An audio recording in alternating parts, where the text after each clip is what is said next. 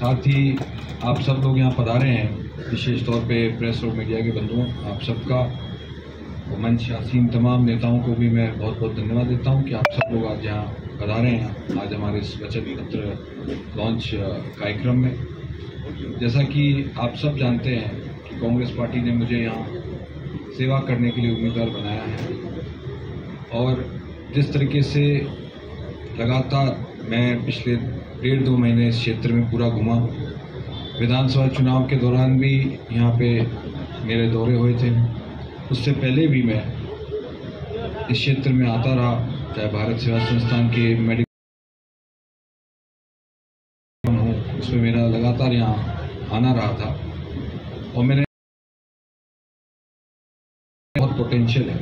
इस क्षेत्र को, हम आगे बहुत ला सकते हैं। और यहाँ पे है मारवाड़ के ये तीनों जो जिले, ये बहुत ही महत्वपूर्ण, जो 20 साल बीते अभी में 4 लोकसभा चुनाव 2004 और 2019, ये 4 लोकसभा चुनाव पीछे गए, इसमें क्षेत्र की जनता ने भाजपा को लगातार मौका दिया है, 4 लोकसभा चुनाव दिया था। मगर अब आप देखें कि और जो फीडबैक आया है इस क्षेत्र से, हम जिला अध्यक्ष जी भी साथ थे, तमाम कांग्रेस के नेता, आदरणीय पूर्व मुख्यमंत्री जी, तमाम जो हमारे विधायक हैं, विधानसभा के प्रत्याशी रहे हैं, हम सब लोगों ने प्रवासियों से जाके संवाद किया, सम्मेलनों में हमने शिरकत करी और जहाँ जा गए जो फीडबैक आया, हमारा इस वचन पत्र का जो बेस रहा है उसके पीछे ये रहा है कि जो सुझाव हमें ने महसूस किया, और जैसा आप सबके लिए भी हम ये कहना चाहेंगे कि आगे भी सुझाव और इसमें ऐड हो सकते हैं, ये कार्यक्रम इसमें और ऐड हो सकते हैं। और मैं ये कहना चाहूँगा कि मैंने हमेशा उसको पूरी 100% उसमें आपको अपने मेहनत, जब क्रिकेट बोर्ड का मैं अध्यक्ष था, मैं 2 बार आरसी का राजनीतिक कारणों से उसमें वो पूरा नहीं हो सका, जैसा कि और एक साजिशवश उस कार्यकाल को पूरा नहीं होने दिया। मगर जो मेरा कार्यकाल था राजस्थान क्रिकेट एसोसिएशन का, आप सब देखेंगे उसमें भी मैंने उसी सोच, क्रिकेट के अंदर मौका मिला है तो मैं, चाहे नया स्टेडियम नहीं था हमारे पास, तो मेरी सोच थी कि हम जयपुर में हमारा खुद का, और उसके लिए मैंने बातचीत करी, ज़मीन आवंटन का काम किया, मैंने CSR के माध्यम से वेदांता ग्रुप से बात करी, और मुझे खुशी है कि मेरे कार्यकाल में ही पूरा हो चुका है। आगे आने वाली बॉडीज़ को आगे कैसे, आगे कितना, कब तक पूरा करेगी, मगर मेरी सोच थी कि जयपुर जैसे राजस्थान की राजधानी में एक एसोसिएशन का होना चाहिए। साथ ही जोधपुर में भी आप देखेंगे कि मैंने बरकतुल्लाह खान स्टेडियम में रेनोवेशन के काम के लिए रखी, और RCA के माध्यम से वो पूरा काम मैंने पूरा, क्रिकेट की वापसी हुई थी। हमने राजस्थान प्रीमियर लीग को लॉन्च किया IPL की तर्ज पे। मेरी सोच थी उसमें कि राजस्थान में क्रिकेट और खिलाड़ियों की कोई कमी नहीं है इस क्रिकेट के लिए, और आने वाले समय में हम लोग इन खिलाड़ियों को एक अच्छा प्लेटफॉर्म दें। उस सोच के साथ मैंने RCA के मेरे कार्यकाल में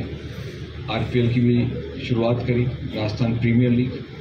इसका जोधपुर में हमने आगाज़ किया। ऑनरेबल गवर्नर और CM आए थे, और साथ ही हमने उदयपुर भी एक डेस्टिनेशन के लिए सोचा कि क्रिकेट का, बल्कि मारवाड़ का जो ये पूरा क्षेत्र है जिसमें जालोर, सिरोही, सांचौर भी है, जोधपुर है, बाड़मेर है, पाली है, इस क्षेत्र में भी हम लोग इंटरनेशनल क्रिकेट डेस्टिनेशन डेवलप करें, उस सोच के साथ मैं सबका पहला कार्यकाल था। तब वहाँ पे कोई इंटरनेशनल मैच हुआ था, इंडिया वर्सेस वेस्ट इंडीज़। उस मैच के बाद वहाँ 20-22 साल जो गए, वहाँ कोई मैच नहीं वापस हुआ ही नहीं उस बरकतुल्लाह खान स्टेडियम में। मैंने आरपीएल के सारे मैचेस करवाए, लेजेंड्स लीग कराई, सेलिब्रिटी क्रिकेट लीग कराया और उस दिशा में मैं बड़ा आगे। साथ ही मैंने उदयपुर के लिए जो मेवाड़ है, वहाँ भी हम चाहते थे कि 3 बड़े सेंटर्स बने राजस्थान के अंदर। तो मेरी सोच हमेशा डेवलपमेंट ओरिएंटेड रही, डेवलपमेंट को आगे हम कैसे जाएं, जिस भी पोजीशन पे हम हैं। मुझे कांग्रेस पार्टी ने मौका दिया जालोर सिरोही सांचौर से रिप्रेजेंटेशन का, तो मैं आप सब लोगों के सामने आज इस वचन पत्र को लॉन्च कर रहा हूँ। हमारी सोच है कि आने वाले समय में भी ये एक उदाहरण बने कि जब भी कोई उम्मीदवार मैदान में उतरे, चाहे किसी भी पार्टी का हो, वो अपनी सोच जनता के सामने रखे, वो घूमे, वो सुझाव ले, वो सब सेक्टर से बात करे, तमाम जो विभिन्न विचारधारा के लोग हैं उनके साथ बातचीत करे। वो जितना घूम के उन सुझावों को इकट्ठा कर सकेगा, उतना ही उसको मालूम पड़ेगा कि क्षेत्र में क्या समस्याएं हैं, चाहे पीने के पानी की हो, चाहे रोज़गार की है या रेल कनेक्टिविटी की। ये इन सब चीज़ों के सोच को तभी आदमी देख पाएगा जब वो इस पूरे क्षेत्र को घूमते हुए जो भी उम्मीदवार आगे रहेगा, चाहे इससे एक ट्रेंड समझ लें आप आने वाले समय में कि लोकसभा चुनाव में भी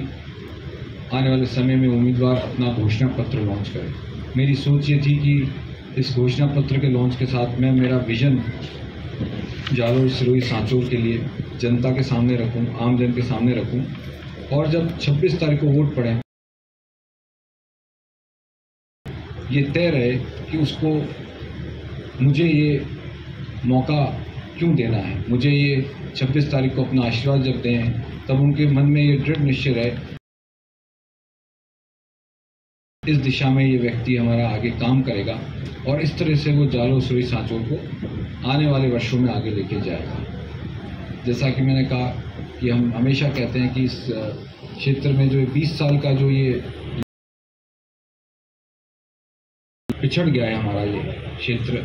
इस कारण पिछड़ा कि जो भाजपा के सांसद थे उन्होंने कोई ऐसा बड़ा काम वो ये नहीं बता सकते जो इस क्षेत्र की जनता के लिए वो दिल्ली की सरकार से लेके आए, कोई बड़ी परियोजना लेके आए, कोई बड़ी औद्योगिक नीति यहाँ की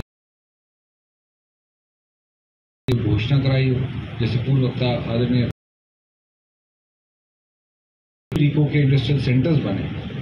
यहाँ आने पर केंद्र सरकार से अफसोस होता है कि भाजपा सांसद को लगातार मौका मिला, उसके बावजूद भी उन्होंने कोई बड़ी औद्योगिक राजमार्ग की हम बात करते हैं, लंबे समय से मांग चलती है कि जालोर सिरोही को कम से कम नेशनल हाईवे से जोड़ दिया जाए। सरकार इनकी खुद की पार्टी की दिल्ली में है, यहाँ से इनको लगातार मौका मिला है, कोई कम समय नहीं है 20 साल तो 20 साल में तो पूरी एक पीढ़ी बदल जाती है। मगर हम देखते हैं कि जालोर सिरोही में कोई काम के लिए कोई नीति लेके आते हैं। जब कुदरत ने इस जगह को ग्रेनाइट का पत्थर दिया, उसके लिए कोई ऐसी बड़ी नीति बनवा के लाते नहीं, कुछ नहीं तो ग्रेनाइट विशेष मालगाड़ी यहाँ से चलवाते ताकि ग्रेनाइट का जो पत्थर है ये बाहर जाने की सुविधा यहाँ पे रेल के माध्यम से डेवलप करते, युवाओं के रोजगार की बात करते, हम महिलाओं को भी आगे उनकी वित्तीय कंडीशन को और अच्छा सुधारने के लिए हम सोचते हैं आगे एनजीओ के माध्यम से उनको रोजगार के लिए हम मौका प्रोवाइड कराएं। युवाओं के लिए मैं सोचता हूं कि प्रत्येक 6 महीने में रोजगार मेले मैं यहाँ पे लेके आऊँ तो विभिन्न क्षेत्रों में लगे, क्योंकि ये क्षेत्र इतना बड़ा है। मैं चाहता हूँ कि हर 6 महीने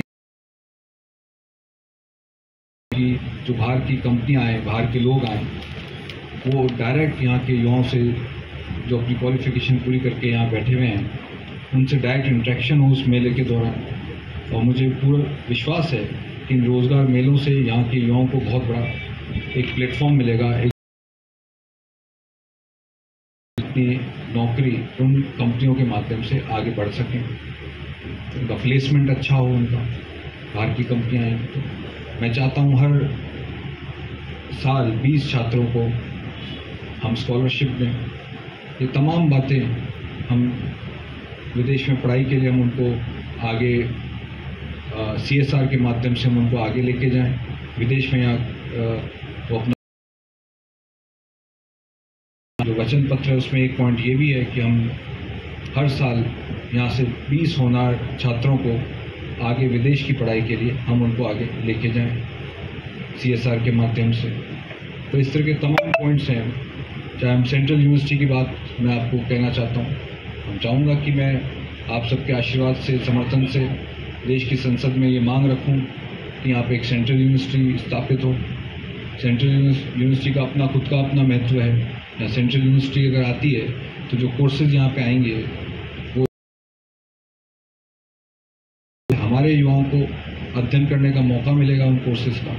सेंट्रल यूनिवर्सिटी आने का मतलब है सेंट्रल के लेक्चरर्स हैं वो सेंट्रल यूनिवर्सिटी पे दिल्ली से आएंगे। बहुत बड़ा उनके लिए एक एक्सपोजर होगा। उनको आज नहीं है, उन सेंट्रल यूनिवर्सिटी के माध्यम से उन कोर्सेज से वो अध्ययन कर सकेंगे। तो मैंने कह दिया,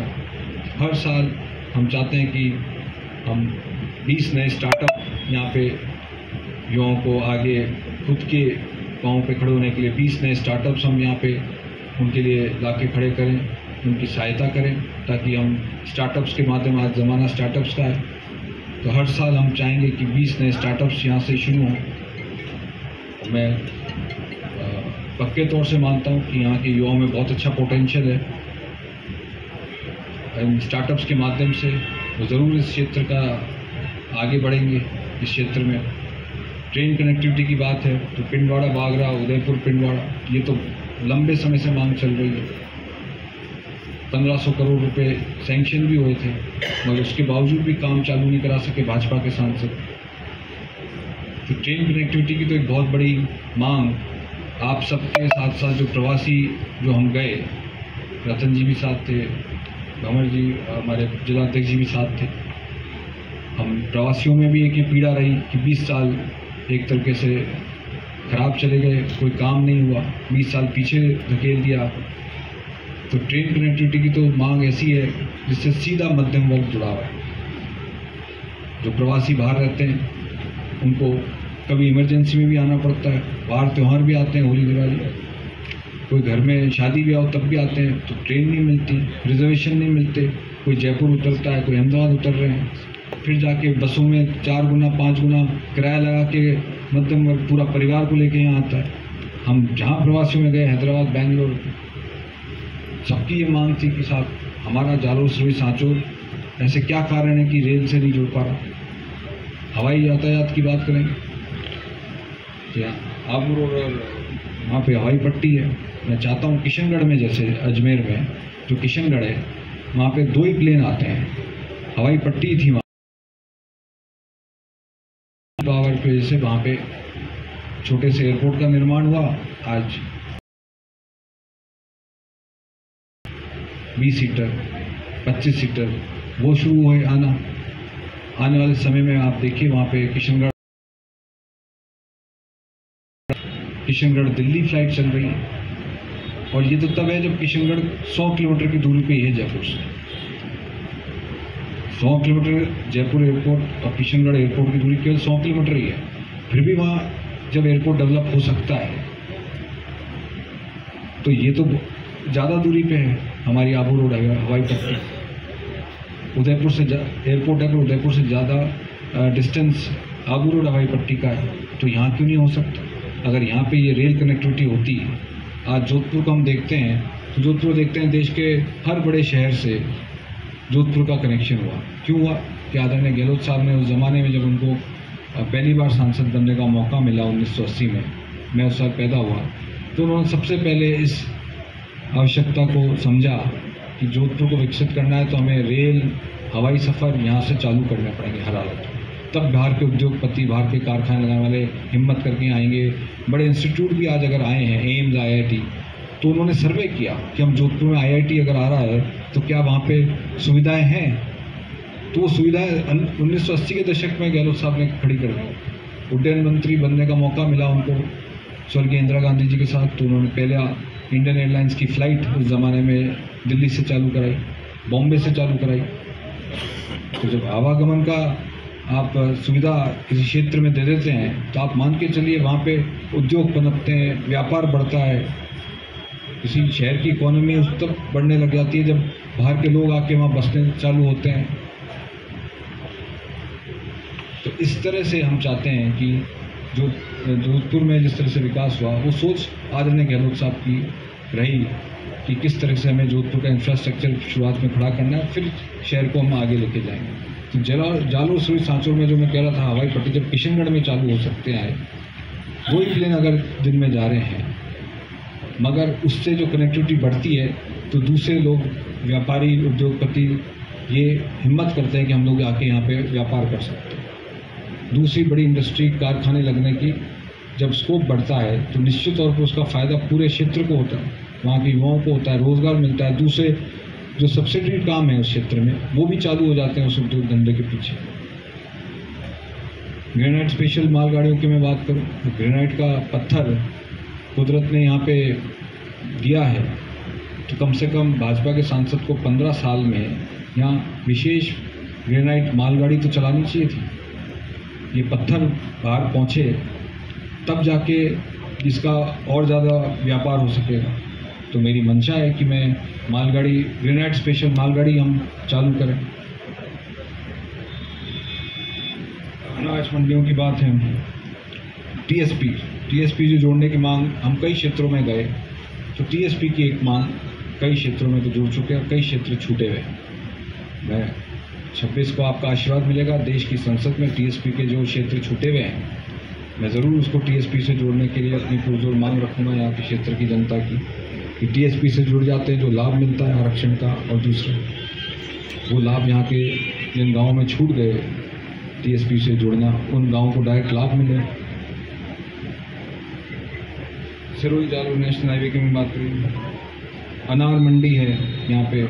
जीरा, इसबगोल, सौंफ की प्रोसेसिंग यूनिट्स। हम चाहते हैं कि किशनगढ़ के पास में रूपनगढ़ भी, आप देखें वहाँ फूड पार्क डेवलप हुआ, हम चाहते हैं यहाँ भी इसबगोल है, सौंफ है, जीरा है, इसके लिए कोई फूड प्रोसेसिंग यूनिट्स यहाँ आ जाए तो डायरेक्ट यहाँ माल किसानों का यहाँ खपेगा, उस माल से फूड प्रोसेसिंग कोई यूनिट यहाँ आ जाती हैं तो आने वाले समय में जो 3 चीज़ें हैं, जीरा, इसबगोल और सौंफ, इन तीनों के लिए कोई फूड प्रोसेसिंग यूनिट्स यहाँ पे आ जाए तो निश्चित तौर पे इस क्षेत्र में, इस जो किसान जो इसको खेती कर रहे हैं उनके लिए बहुत बड़ा बूस्टअप होगा, और साथ साथ जो व्यापार कर रहे हैं इन तीनों चीज़ों का, उनके लिए बहुत बड़ा बूस्टअप होगा अगर फूड प्रोसेसिंग यूनिट्स इन तीनों चीज़ों को लेकर यहाँ डेवलप हो जाए। तो मैंने महिलाओं के लिए आपको बता ही दिया कि महिलाओं के लिए हम चाहते हैं कि स्वावलंबी फोर्स यहाँ पे हम डेवलप करें ताकि वो खुद अपना रोज़गार सीख के, छोटे मोटा रोज़गार सीख के NGOs के माध्यम से, स्वयंसेवी संस्थाओं के माध्यम से हम लोग उन चीज़ों को आगे डेवलप कर सकें महिलाओं के लिए। तो महिलाओं को यहाँ खुद के बलबूते पे खड़े होने का मौका मैं देना चाहता हूँ कि आप सबके आशीर्वाद से हम उन चीज़ों को यहाँ पे लेके आएँ। NGOs और जो इस फील्ड में काम करती हैं बड़े बड़े शहरों में, मुंबई में ऐसे NGOs हैं, दिल्ली में हैं, जो चाहती हैं कि वो लोग आके यहाँ पे ट्रेनिंग दें महिलाओं को, गांव की महिलाओं को,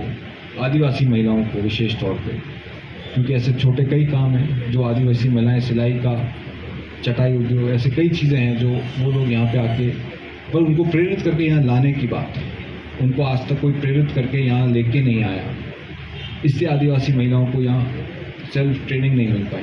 वो ट्रेनिंग अगर मिलती तो आदिवासी महिलाएं अपने पाँव पे खड़ी हो जाती। हवाई पट्टी, मॉडल गांव, मैं चाहूँगा कि आप मेरे इस घोषणा पत्र में भी देखेंगे कि मॉडल गांव के लिए हम चाहते हैं कि हम हर साल 15 मॉडल गांव विकसित करें इस पूरे सांचौर, जालोर, सिरोही पूरे लोकसभा क्षेत्र में, ताकि हम बता सकें कि इन मॉडल गाँव को विकसित करने के बाद अगले साल हम दूसरे मॉडल गाँव ले लें। हर फेज़ में हम अलग अलग मॉडल गांव लेते रहें और उन पे कंसंट्रेशन करें कि उनको हम एक आदर्श गांव की तरह स्थापित करने की मैं कोशिश करूंगा। तो इन सब विजन के साथ ट्रेन कंट्री की मैंने आपको बात बताई दी। स्टार्टअप्स, युवाओं के लिए स्टार्टअप्स के विदेश में पढ़ने के लिए जो बच्चों को मैं भेजने का मेरा सपना है कि यहाँ से जो बच्चे होनहार बच्चे हैं, उन 20 बच्चों को हम एक कमेटी के माध्यम से हम उनके सारे जो उनके विभिन्न स्कूल कॉलेज के परिणाम हैं उसका आकलन करके हम उन 20 बच्चों को सेलेक्ट करें और उन 20 बच्चों को बाहर की CSR के माध्यम से, बड़े ग्रुप्स हैं उनके माध्यम से मैं 20 बच्चों को बाहर विदेश में उनकी आगे की पढ़ाई के लिए उनको मैं भेजूं। ये मेरी सोच है कि यहाँ के बच्चे जो होनहार बच्चे हैं उनको अच्छी अपॉर्चुनिटी हम दे सकते हैं। तो मैं 20 बच्चों के लिए, मेरे मन में ये सपना है कि उन 20 बच्चों को मैं हर साल विदेश में पढ़ाई के लिए भेजूं। तो ये तमाम बातें मैंने आपसे अपने सामने रखी हैं, आप सबके सामने। तरक्की एक्सप्रेस जैसा कि हमने अभी हम इसको लॉन्च करेंगे, आप सबको हम इसको, आप लोग कुछ पूछना चाहें तो आप बताएं।